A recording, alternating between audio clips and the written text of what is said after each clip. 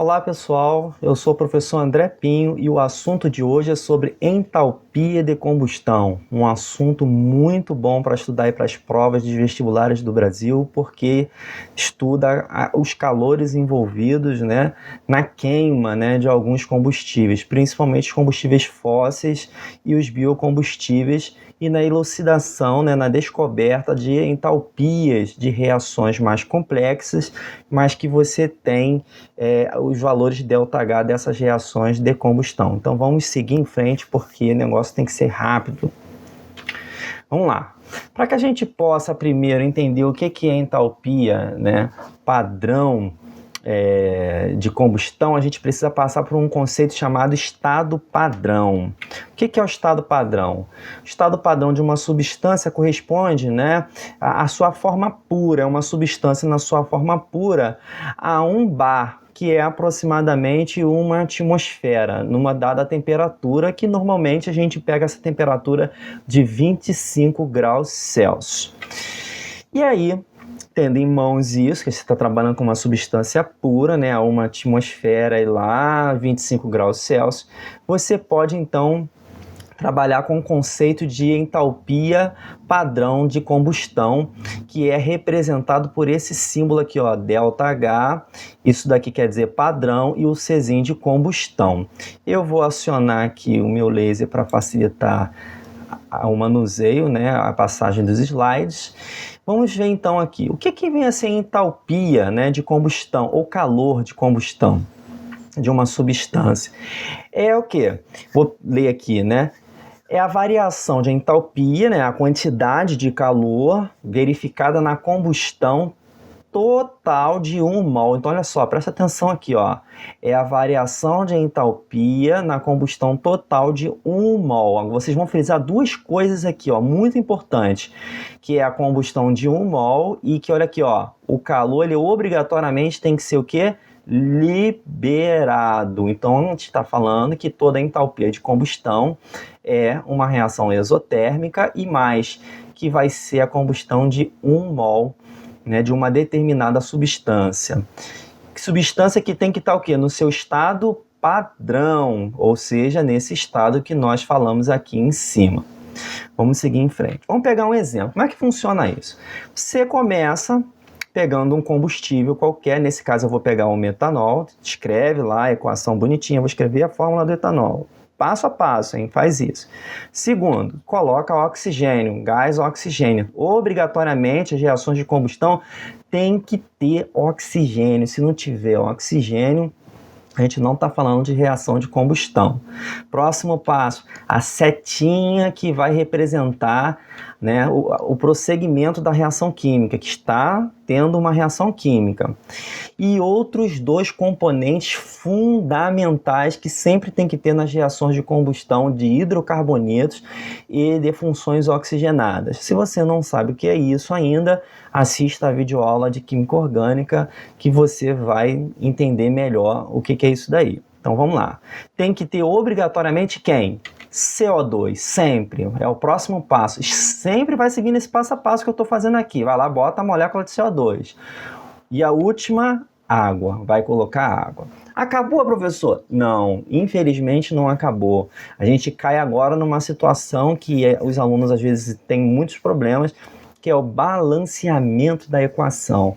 Bom, para a gente fazer esse balanceamento, a gente vai utilizar aquela siglazinha chamada macho, né? Que você olha primeiro se tem metal na reação, depois você olha se tem ametais, depois você olha se tem carbono, seguindo essa ordem, tá? Hidrogênio e oxigênio. Para as reações de combustão, né, da modalidade que nós estamos vendo aqui, a gente vai analisar CHO, ou seja, partindo já do carbono, tá? Então vamos começar. Quantos carbonos tem aqui? Tem um carbono apenas aqui, ó. 1 vezes 1 que está aqui na frente, lembrando que esse 1 não pode mudar porque, olha aqui, ó, tem que ser sempre para 1 mol, 1 carbono. Não tem mais carbono em lugar nenhum, a não ser no metanol. Então eu faço o quê? Vou para o outro lado. Então tem carbono aqui no CO2. 1 que está aqui embaixo vezes 1 da frente, 1. Opa, beleza! O carbono já está balanceado. Um carbono do lado esquerdo da seta, um carbono do lado direito da seta. Vamos partir para a segunda, né? CHO, aquele show. Próximo é hidrogênio. Temos quanto? 1 mais 3, dão 4, só nessa molécula aqui. Então, os 4 vezes o 1 que está aqui na frente, 4. Do lado de lá tem quantos? 2 vezes 1. Que número que eu coloco aqui na frente que vai fazer com que se iguale a quantidade de hidrogênio? E que quantidade é essa? Né? 4. Que número que vezes 2 dá 4? É o número 2. Então, 2 vezes 2, 4 hidrogênios. Balanceei o carbono, balanceei o hidrogênio. Qual vai ser o próximo, então, que a gente tem que balancear? O oxigênio. É sempre o vilão, é o cara que dá trabalho. Vamos lá. Do lado esquerdo da seta tem 1 vezes 2, 2. Mais 1 que tem nessa molécula aqui, né? São 3. Do lado direito eu tenho 2 vezes 1, 2. Mais 2 vezes 1, 2. Ou seja, 2 do CO2 mais 2 aqui no total da água são 4. E aí? Que número que eu vou multiplicar aqui para poder dar 4 oxigênio? Ora, a restrição aqui me diz que tem que ser para 1 mol aqui, então eu não posso mudar aqui na frente. Eu não posso chegar aqui e botar aqui mudar 1, 2, 3, não interessa. Mudar esse número, tem que ser 1. Eu vou ter que mexer aqui, ó. Eu tenho 3, né? Eu tenho 2 aqui e 1 aqui. Eu preciso de 4. Ora, 1... Que número que multiplicado, ok, por 2 vai dar 3 aqui. Por que tem que ser 3 aqui? Porque 3 aqui mais o 1 daqui vão dar os 4 no total. Então, eu só posso mudar o índice estequiométrico daqui. Ó. Que número que vezes 2 dá 3? 1,5, que nós iremos representar como 3 sobre 2. Então, agora eu estou com a equação balanceada. E qual é o próximo passo que eu tenho que colocar? O ΔH de formação dessa reação. Então, tá lá, tudo bonitinho. E mais uma informação, que é o que eu estou falando o tempo todo. Esse aqui, ó, o número 1 na frente do combustível, não pode ser alterado. Então, aqui nós acabamos de escrever uma equação de combustão padrão, ok? Muito tranquilo de se fazer. Agora vou botar um exemplo aqui do que eu já havia feito, que está aqui os valores, tá? E outra coisa importante aqui, ó, sinalzinho negativo, quer dizer que as reações de combustão são o quê?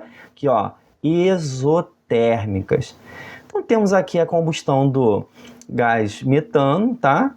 Ó, aí o balanceamento segue a mesma ordem que eu fiz anteriormente, ok? E vemos que o ΔH é sempre negativo. Mas para que raio eu preciso saber das reações de combustão? Bom, qual é a utilidade das reações de combustão? Muitas reações são extremamente complexas de você conseguir descobrir o ΔH da reação.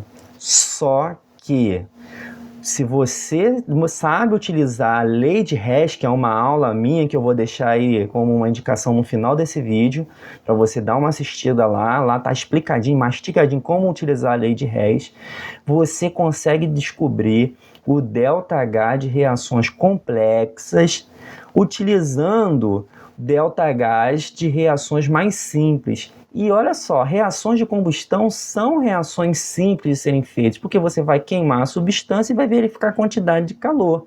Então, se você tiver em mão, né, as reações de combustão de vários participantes da reação complexa que você tem, você vai conseguir calcular o ΔH. Exemplo, eu tenho aqui o eteno.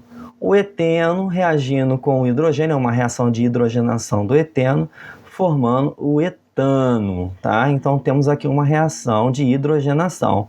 ΔH dessa reação, não sei, eu não sei ela. Como que seria fácil de eu descobrir o ΔH dessa reação? Se eu tivesse, né, as entalpias padrão de combustão de cada participante. De quem? Do eteno, ó, queimei ele, fui lá e verifiquei a temperatura dele, tá aqui.